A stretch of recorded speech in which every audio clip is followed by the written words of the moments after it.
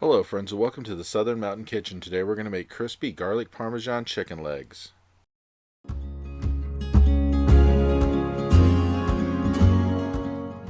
So what you see on my counter is what we're going to use to make these. There's really not a lot going into this. There's 6 chicken legs and a bunch of seasoning really and some nonstick cooking spray. So this is really not that hard to make.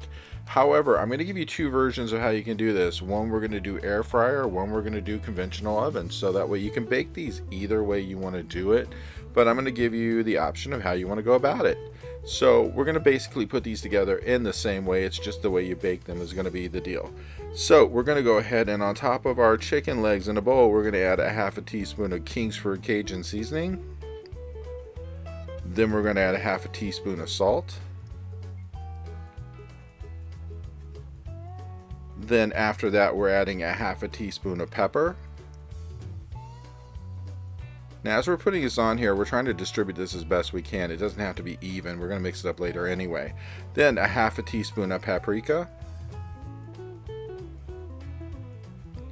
A half a teaspoon of onion powder.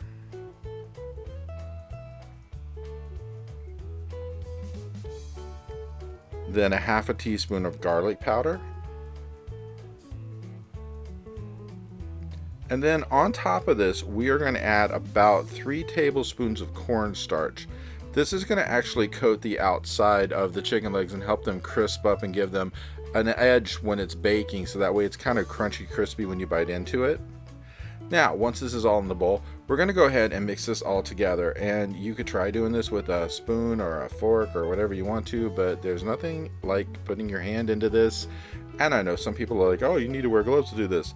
Well, if you wash your hands, you probably don't so much. But anyway, point being is my hands were clean when I started doing this, and I will wash my hands immediately after I finished with this.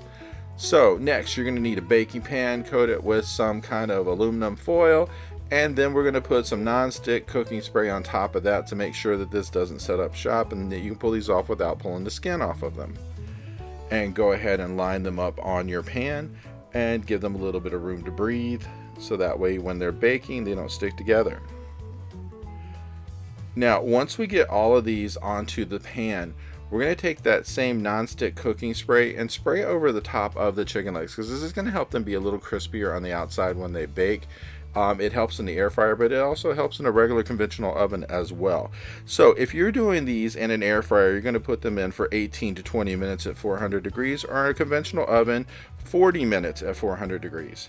So now we're going to take a medium-sized bowl, and what we're going to do is we're going to add 4 tablespoons of butter that we melted in the microwave.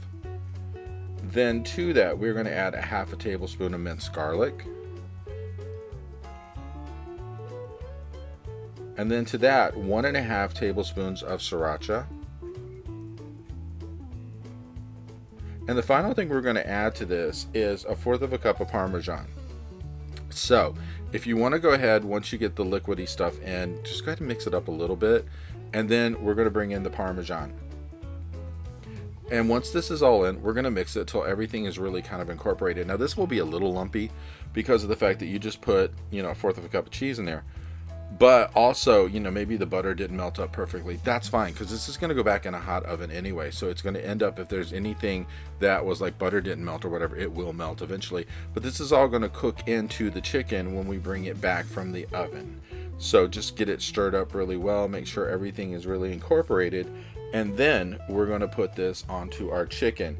So here's my chicken. It's back. And all we're going to do is take the spoon and spoon this over until we work our way through all the pan.